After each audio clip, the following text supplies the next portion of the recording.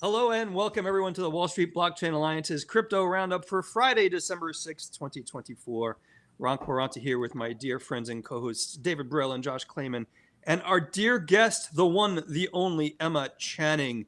Before we begin, our usual disclaimers for everyone who's watching. Obviously, please do keep in mind that nothing is discussed is accounting, investment, legal, tax, any kind of advice, especially when David and I are talking about tokens. And then obviously everything we're talking about as well are really our own personal opinions and don't necessarily represent the opinions of our individual firms. We're still recovering from the election news and all of these appointments, but I want to spend a minute. Emma Channing, welcome to the show. How are you? I'm very well, Ron. Thank you for inviting me. It's great to have you. We've got lots and lots to cover. Plus, you'll have to tell us about Satis Group later on in the conversation. David, Josh, I want to kick off with some news if we can. Obviously, the big news of the week that's made the crypto industry super happy is the appointment or the nomination rather of former SEC Commissioner Paul Atkins to chair the SEC. David, when you saw that news, and for everyone in the audience, and Emma, you know this as well, David and Josh get way too many text messages from me in a given week. David, what were your thoughts when you saw the news? I thought this was a balanced choice. It was somebody who's going to be able to get it confirmed because he was confirmed before. I think from what I've read about Paul, I don't know him personally, he seems like a pragmatist, somebody who wants rules but doesn't want rules for the sake of rules, but wants rules because you need certain rules in place. And so, I'm optimistic. I think some people were optimistic about Gary Gensler when he came in, and I was more on the skeptical side. So I think people are optimistic. And I think since President-elect Trump does want to have a pro-crypto, cabinet and folks in different regulatory positions, it seems like a positive choice. Emma, Josh, weigh in on this. What were your thoughts as well? Emma, why don't you start when you saw the news? I think there was a range of interesting candidates. I think he's obviously, a significant corporate and policy experience presence. Hester Peirce has come out in support of his appointment on Twitter and a few other channels. I think it's absolutely sort of the Clayton type of person that the industry, but also the wider financial services industry, from a blockchain technology perspective, wanted to see. I think it's a shame that Teresa didn't make it. Particularly in the much broader context of what's going on with this administration, and also the SEC more generally, it would have been really nice to see a woman appointment. At least that's my view. But and she looked a great candidate. But still, great choice. And look forward to what he'll bring to the SEC. Josh, to Emma's point, obviously there were a range of potential candidates for the role. You and I and David and others in the WSBA have met Commissioner Peirce as well. Again, what were your thoughts about the nomination of Paul Atkins? And, again, to Emma's point, let me expand the conversation a little bit. It's not just about crypto per se, although that is certainly the focus, but lots of regulatory, what I'll broadly call burden that came out of the SEC over the past 3 or 4 years. What were your thoughts? And does a magic wand get waved and a lot of this become a lot easier for us? So I don't know about a magic wand, but I will say the market sure liked the appointment. I mean, we saw Bitcoin soar to over 100,000. So I think that's a resounding support. What I would say, there was so much, I don't want to say noise leading up to his actual appointment, but, chatter maybe is a better way to say, because we had so many potential, candidates being floated, right? I think also, even in the days leading up to when he was appointed, there were reports, who knows whether this is really what he was saying, but that he had some hesitation reportedly about taking over after Gary Gensler and taking what some were calling a bloated SEC. Right? We've seen this also, we've heard it, or rather seen it on X, where Chris Giancarlo, Crypto Dad, said that he had no interest in taking over and, quote, cleaning up Gary Gensler's messes again after he had to do that at the CFTC following Gary Gensler. Now I said quote, but that's not actually an exact quote. Josh, thanks. David, one of the other interesting conversations about all of this is the idea that, and you might have seen the article, that the current chair is placing people in very important roles within the SEC. I'm not a lawyer, so David, help me understand.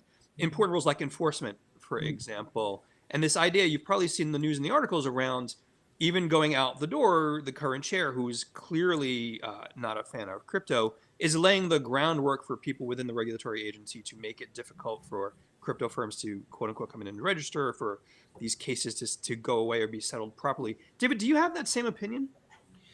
Well, I'm of the view that once a new chairperson comes in and the commissioners are settled, that the new chairperson will pick people that he wants in certain roles. So, I'm not totally familiar with the dynamics on that kind of a granular level, but I imagine that since there was a vacancy in the division, the head of enforcement, that this is a replacement. And then I think that when the chairperson comes in, when Paul gets confirmed, that he will choose someone of his choice, that he believes should run it, and whether it be the person that's been named or someone else.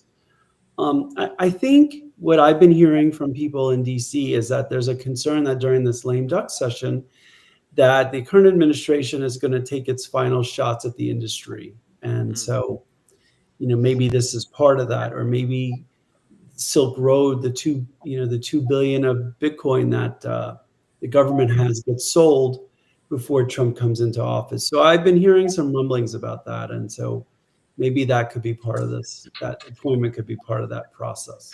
David, thanks. Shout out to Dina Ellis. Thanks for the comment, Dina. Commissioner Persinueta worked for Atkins when he was at the SEC under President Bush. And Josh, go ahead. Oh, no, I was just going to say, I didn't want to forget, which is someone who formerly worked at the SEC with Atkins, who shall remain nameless, had provided an anonymous view that Atkins would be more likely to move fast and break things, which I know in our industry, we hear a lot. From a governmental agency perspective, it's an interesting perspective, but also when we think about, the Department of Governmental Efficiency, that's really going to be, it seems, moving fast and breaking things. Maybe we might see some big changes. Maybe efforts to thwart changes might not be successful. So yeah, Josh, thanks so much. Emma, weigh in on this, and I wanted to get your perspectives when we look at how the SEC's operated. One of the things, Emma, and you've probably seen it, that I often raise to David and Josh is no one's going to walk into a regulator and basically snap their fingers, and all of the kind of overhang of things that have been happening there simply go away. How do you see that playing out, Emma? Do you have any thoughts about that? To me, the SEC is a very multifaceted beast. And as someone who, has spent a lot of time in public company advisory and securities transactions, I'm very used to dealing with Corp Fin. And obviously, Josh and I are very familiar with dealing with Valerie. But on, the other side of the SEC is enforcement and also trading and markets, and they're a very different beast. It's a 5,000 person organization. Yeah. And I think, not wanting to take his name in vain, but I think Nick Morgan has made some very thoughtful comments around the fact that the most significant, most troubling aspects of the SEC tend to actually be after the commissioners have actually signed off on an enforcement, and it's handed over to that division. And the one thing, that has to be said for Paul Atkins is that he doesn't necessarily have that commercial or criminal litigation background. So it remains to be seen. So there's that piece. But there's many talented people who may well step forward within the organization. That being said, there is a great deal that can be done from a policy perspective, particularly regarding SAB 121. And I look forward to seeing, a speedy resolution of that. Emma, thanks. David, I wanted to raise something. I'm going to rip up the script just a little bit on us, and it's one of the more controversial items that I'd seen in the news. David, tell me if you disagree, but without naming the firm names, there have been certain pretty prominent firms that have said SEC folks and attorneys who leave the regulator and look for jobs in the crypto sector, those firms that hired them are going to lose those crypto firms as clients. And I remember sending you a text, David, that felt a little punitive to me. Am I overreading that kind of commentary? It's fascinating. But what I will say is, having been a GC and deciding what firms I wanted to use for the companies I've represented, it's the company's choice. And the companies have the right to choose the law firms they want to represent them. And if they choose to not want to hire firms that have hired people that have been prosecuting cases against the industry, or maybe prosecuting cases against those companies, it's their choice. And I certainly understand if that company who you're referring to didn't want to hire a law firm that hired lawyers that were prosecuting cases against them. I think the one thing we do have to remember is that there's a difference between the attorneys that are managing the whole group and the attorneys that are, as part of the government, doing the assignments that they've been given and are part of the team and may not have autonomy over what projects they work on. But look, I think ultimately we have a really strong ethos in the crypto space, and I think it's important that different companies state their views, and we're very fortunate to have like platforms like X where people can talk about their views and share them, and we can have this healthy debate. David, thanks. Josh, Emma, I want to throw one last thing when we talk about the nomination of former Commissioner Atkins. David, you had noticed a bit earlier, does this nomination go through without much challenge? And the reason I bring that up is we've already heard some folks on Capitol Hill saying, well, he might be a little lax in regulatory enforcement. He might, not focus on some of the investor protections. Josh, am I overreading some of the things people in DC are saying? So, I'm not the best at reading the Washington, D.C. tea leaves. I'll just say that. But what I would say is, in my view, he's qualified insofar as he's had role like that, right? As when he was a SEC commissioner previously. I think that I would imagine he'll pass, unless barring some kind of scandal that we're not aware of. In terms of the range of candidates who were presented, I think he seems like a confirmable choice to me. But maybe there are insights that I'm missing. Emma, if you have any, I'd love to hear them. I have colleagues who are much closer to the administration and the confirmation process than I am. So likewise, I wouldn't say I necessarily have any great insight, but particularly as George W. Bush's SEC commissioner, you would expect, as you say, a certain amount of support. Emma, Josh, thank you both so much. Josh, I want to address one more kind of legal thing that came up in the news recently. We're definitely covering it on Monday's legal working group meeting for the WSBA, which, by the way, is the last legal working group meeting of 2024. Josh, I can't believe it. But the Tornado Cash reversal. For the audience, can you explain a bit about what happened there? And I'd love the group's conversation or thoughts about what are the ramifications of that. Josh, do you want to start us off? Sure. I can give broad brushstrokes, Yep. As well as some thoughts on implications. I would say, as many of you are aware, probably in the audience, the Fifth Circuit reversed a lower court's decision that had found in favor of Treasury, OFAC, right, with respect to the ability to sanction Tornado Cash, right, the smart contracts.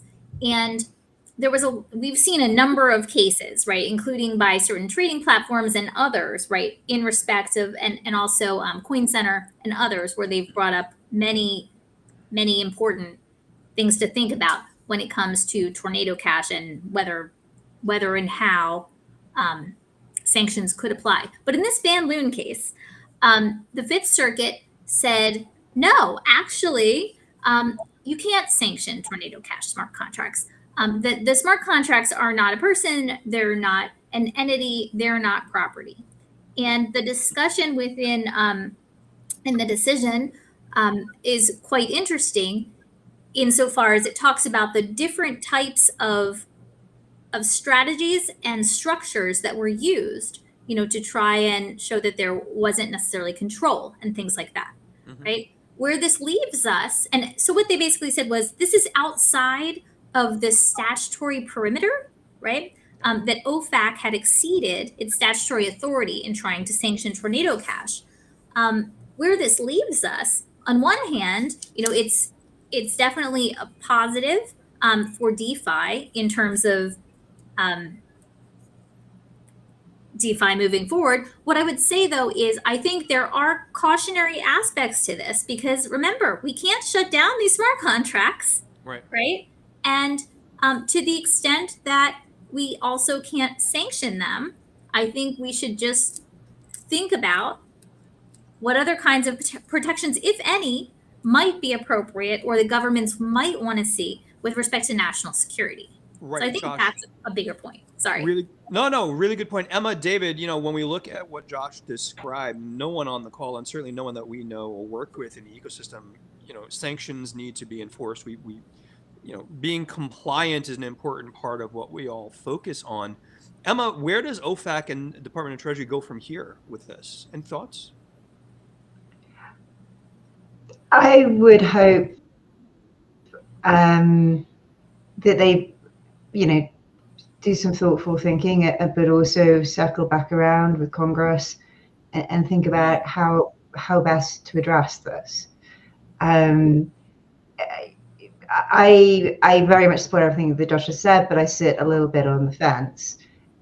As in, yes, they created a approval ceremony which made the smart contracts very independent, but clearly they were mixers. Yeah. What we were supposed to step back and go, oh yes, poor little coders, you created something beautiful. That's the point at which I jump off the ship. Emma, I think we're with you, but David, so if the answer is not suing software, David, following on from what Emma's talking about, how do regulators and OFAC, for example, focus on the right things to do in this space? I'll take a deep breath on that. Look, I think there's a privacy element and then there's the OFAC element. And look, I think people use mixers for perfectly good reasons, and there's some people who use them for illicit reasons. And so I don't know if there's a perfect answer. I certainly have a view that I'm trying to think of a good way to put this. I would say it still needs to be thought about. What I don't want is rash sort of decisions made without thinking of the first and second order effects of taking certain positions. But I think the Fifth Circuit is right, and I think this was just the premise was wrong. Like the legal premise was wrong in this case. And so I'm glad that the Fifth Circuit reached a conclusion that I think is consistent with the law. So I'm giving you a bit of a non-answer, but I think there's more of a thought process that has to go into it. I get it, and we'll see where it goes from here, David, particularly with the new administration. Josh, I know you've got something to add to this as we wrap this portion up. Yeah, just to build on what Emma was saying, and also David, going back to Congress, perhaps to increase the regulatory, the statutory authority if necessary, right? But again, I think a lot of thinking is necessary. One of the things that I had been thinking, I was like, okay, well, they still have the FinCEN 311 powers where they've designated all virtual currency mixers as being a primary money laundering concern. But I mentioned that to someone in our industry. I don't think I'm allowed to share the name just because of the nature of the forum in which I shared it. And I said, could that provide part of a solution? And that person who has a background in fin crimes had said, actually, that's just for reporting. So it really is, something that I think as an industry and as a nation, we should think about. I do think, though, a lot of the points that were raised in the litigations surrounding Tornado Cash about privacy, right? And the ability, say you receive your paycheck in crypto, and also say you want to make a donation to a candidate in crypto, shouldn't you have the ability for non-nefarious purposes to do that? But I think this is a sign of things to come. We certainly saw also, which we talked about last week, the striking down of the SEC broker rule, Yes. right?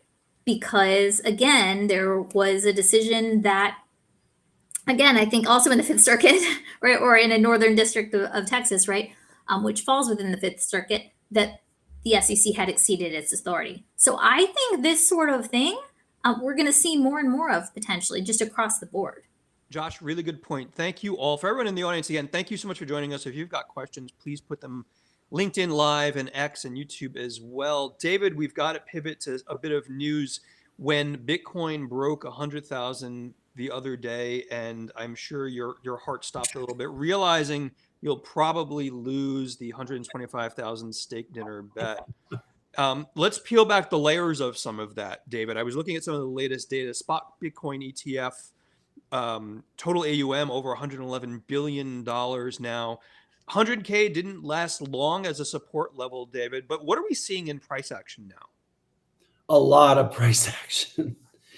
I think the first thing is that people are really continuing to use leverage, and you're really seeing that. And I think that in some ways it's very interesting because people really want to get exposure and really want to take directional bets, but they're also doing it at a scale where they're too exposed and they don't have enough collateral to back it up. And so you're seeing the markets moved. And I think we move within a $10,000 range, when we hit 100K. So I think that there's still a lot of leverage in the market, but this market is annoyingly efficient in a way, in that it sort of hunts out the liquidity on both sides. But the one thing that is really important to emphasize is that we don't, in these kind of events, we don't have any kind of like catastrophic thing coming from this.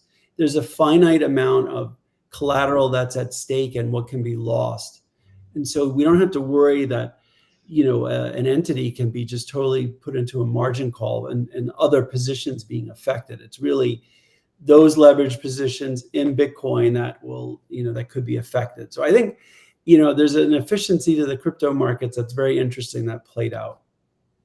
David, I feel like you're hearkening back to the old Lehman conversation that I'm sure you and I we all had back in 2007 and 2008.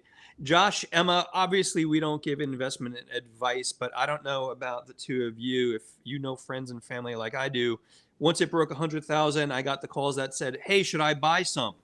Well, why didn't you buy some when I told you to get it 2 years ago? Josh, Emma, what were your thoughts? And again, I know there's a legal focus to the everyday for you both.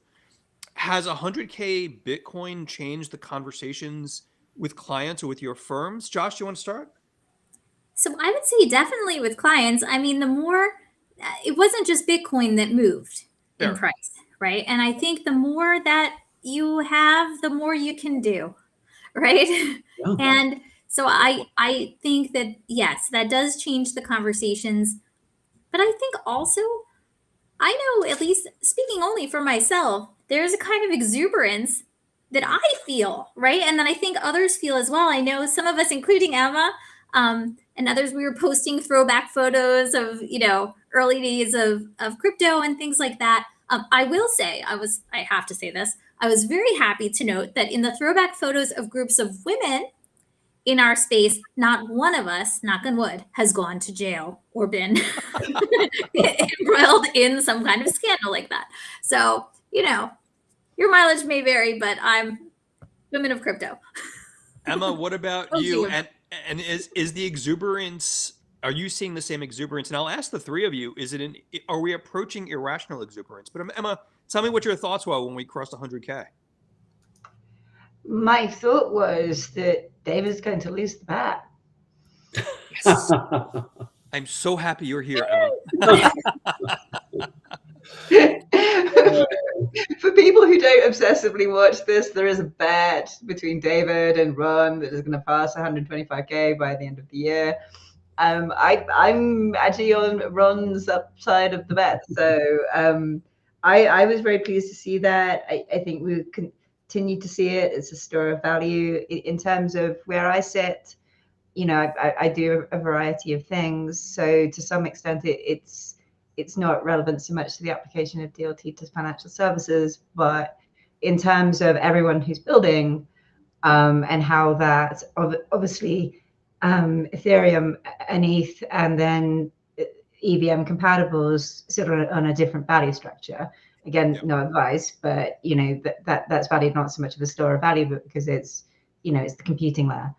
But to see that positivity come in, and I think you need to step under and go, where did that come from? And that came from a positive administration, a positive leader, the SEC, the industry no longer being hunted down, and innovation hopefully returning to the US in a way that we've seen driven offshore. David, as a follow-up to Emma's comment, ETH this morning broke 4,000, if I recall correctly. I'm not sure if it's still floating there. David, you and I had this conversation as well. A lot of people do quote Bitcoin as gold to Ether, silver. What's driving 4,000 on ETH in your mind? And are the altcoins being pulled up to follow that? So the first thing I want to say is I went on Polymarket, and you have a 9% chance of, just so you know. Either way, I win, but we'll figure it out. Yeah. No, I've actually got a Barolo picked out for the steak dinner that I'm looking forward to. You are terrifying, my friend, but go ahead. So I think there's a few things at play. I'm going to pick up on something Emma said, and I'm gonna expand out. I think this exuberance really comes from a view that the last few years, companies in this space really were minimizing what they were doing in the US and were on defense. And I think the view is now that the building that's gone on behind the scenes is now going to be unveiled, in the US. And I think there are things that people have been doing that they're will be more comfortable doing in the US. So I wanted to say that. When it comes to Ethereum, I think people also need to remember that a lot of the other tokens are way below their all-time highs. So Bitcoin's at its all-time high. Ethereum is still, $1,000 below its all-time high approximately. So 25%. So I think there's a lot of room to run in the altcoins. And so I think what we're going to see is, Bitcoin, sort of the dominance of Bitcoin over the total crypto market cap, slowly go down.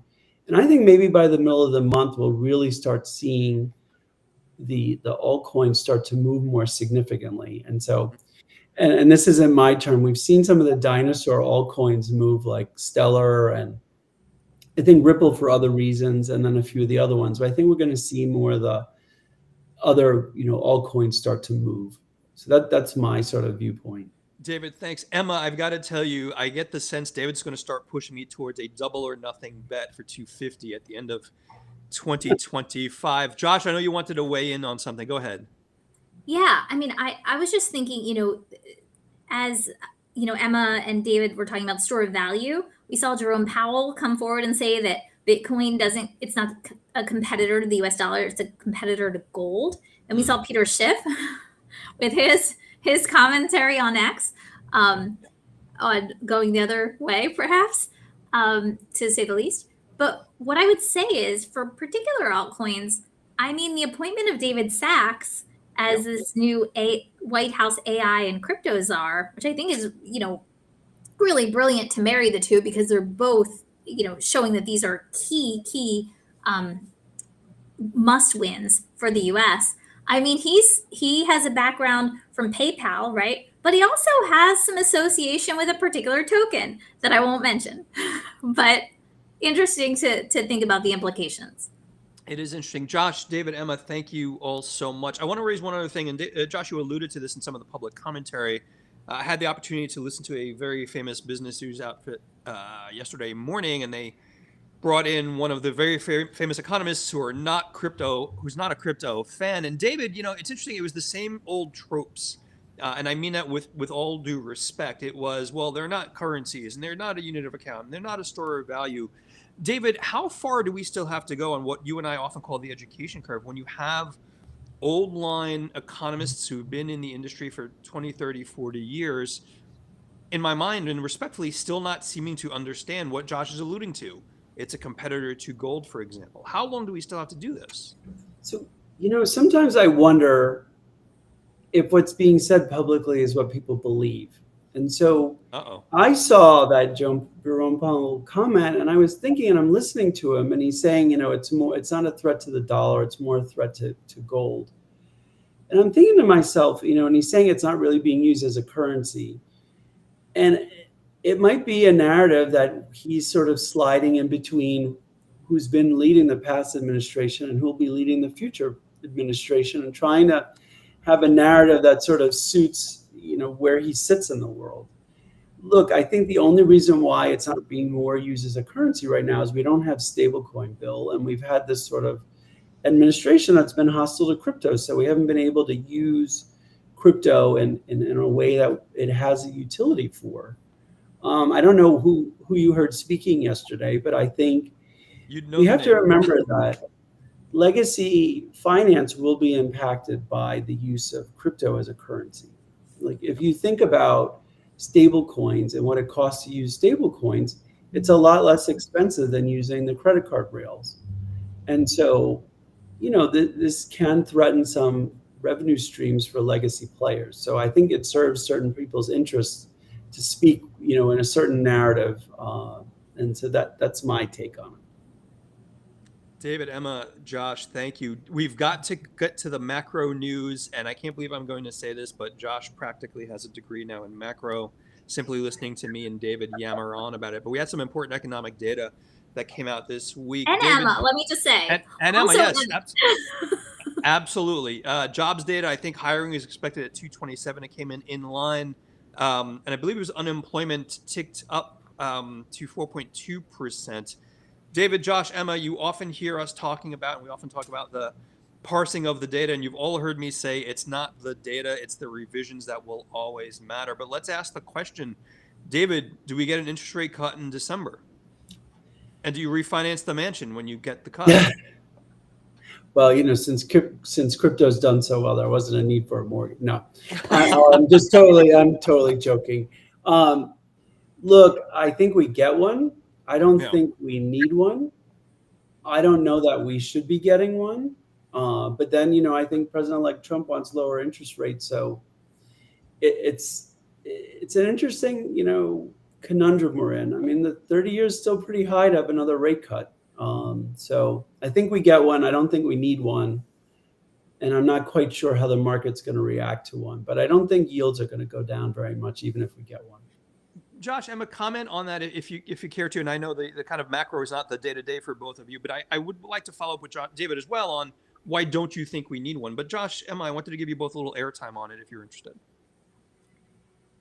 So I would just say on this, I'll defer any comments to you guys. There are stuff later that I'd like to chat about, but this, you guys, full steam ahead. David, why don't we need it? I don't think the needles move right now in a way that it's going to affect the economy in a positive way. Like, I really view the rates need to go down over time, but I don't think we're at a place right now where it's necessary. And I think we can't use these in a way that isn't appropriate. And if the markets are pushing back against it and the yields are going to stay high, I think it takes some of the steam out of doing these cuts. Interesting. Emma, did you want to weigh in at all? I always ask folks if they want to weigh in on any particular topic. This is absolutely not my field. But in terms of anecdotal and things that I do see, particularly, and this is not a judgment in any way, but I do live away from the coast for most of the time.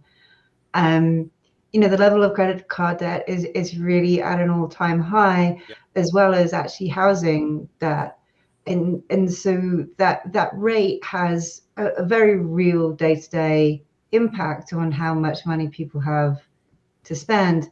And, I know it gets much abused, but Polymarket has spiked the odds today for a 75 bips decrease. And they've got that currently at 87%. Wow. And a buy yes is 0.4 cents and buy no is 99.7 cents.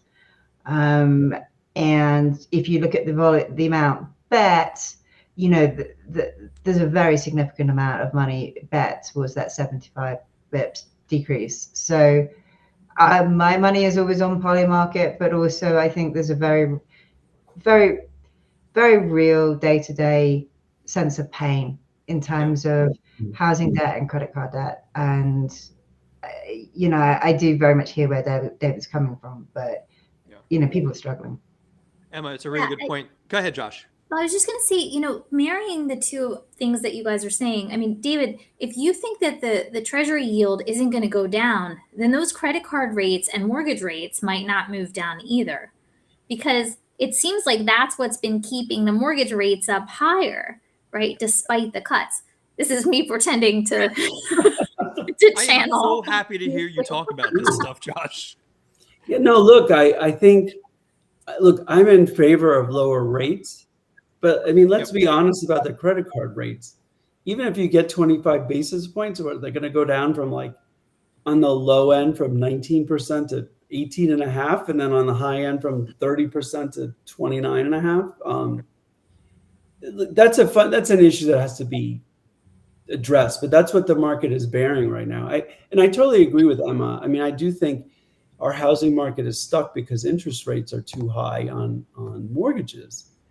But that being said, I don't think that the market, even if we get this 25 basis points cut, I don't suddenly think that the 30-year is going to go down 25 basis points. So that's really my issue. But I think, you make a good point. And it's something we talk about, that why I think low and middle income people are struggling so much is that these rates are high. These credit card rates are being passed along in stores to people that hadn't been done before. And I think that's an underreported story too. But Ron, what do you think? I know you have a view on this. I not surprisingly, I tend to agree with all of you. And I think the other thing, and Emma alludes to this very directly, and we've all spoken about it. It's one thing for business people and market people to hear personal consumption expenditures, and the Fed says they're doing this. It's a very different thing for people day to day who are buying food and fuel. And I think there is a persistence within the economy in inflation on some portions of the economy that impact those in the lower middle brackets that are still being hurt by it. And I still think there's a lot of work to do. It'll be interesting to see where it all goes. David, Josh, Emma, thank you all so much. We're running up to time. I wanted to talk a little bit about some of the stuff we've got going on for the balance of the year. David, Josh, we have our annual holiday party in New York next Wednesday. Emma, we wish you were in New York City. We'll have to fly out to you for a party. Josh, I know you've got something else to mention. I'm so sorry I cut you off talking about the Fed New York report. Josh, let's give you the air. Go. Sure. Just for a quick second, you may have seen that the New York Federal Reserve came out with a report in the past week about digital assets and about their potential impacts on and risks to financial stability. And so the takeaway is that the impacts on the broader financial system remain minimal, right? And so although there was an emphasis on things like the growth of stablecoins, digital assets, DeFi, et cetera, they said it's not really at the scale to pose any systemic threats. They also talked about stablecoins and highlighted how, despite instances in which there were some challenges in our space in 2022, to say the least, including in connection with Terra Luna, that really had no real meaningful material effects on the broader financial or global financial system. So I just thought that was interesting. It's an important report. We'll probably share the link when we post the video, Josh. Emma, David, it does raise one thing, and Josh, you opened this Pandora's box, so I'm doing it. Emma, David, you probably saw some of the articles on Operation Choke Point 2.0. David, I think you shared some links as well. Tell us about the thought you have. Was there an Operation Choke Point 2.0, and how does the FDIC play into this? And again, this is all public information, but was the industry right? So I had heard anecdotally from several companies that this had happened. And I think what's happened is, that Mark Andreessen did this podcast where he really talked about it and gave oxygen to it. And then you've heard a lot more anecdotes on X, and now there's this article on CoinDesk today.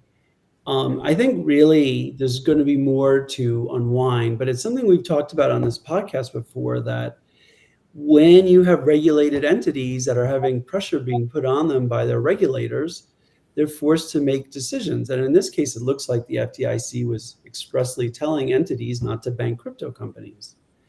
But I think the really harmful part about this, again, is just the lack of transparency. If this was what was going on, companies and the public had a right to know about it. And I think that is really the failure. And I think, and I don't want to get on my soapbox today, but we had 3 bank failures last year. Right. Did that happen because of regulator interference? Was that market driven? There's a whole cascading effect. There's effect on shareholders, there's effect on employees, customers, there's effect on pension funds, yep, and customers and companies that potentially didn't have access to capital. These are very, very important questions that I don't want to make a judgment because of the information's coming out. Sure. But it's something we really deserve to know the answers to, and I think the public deserves to have the transparency for. So I think this is a much bigger deal, but I think we really need to find out everything, really get more of this to come out. Emma, do you agree? And I would ask, do you think this will be something a next administration investigates?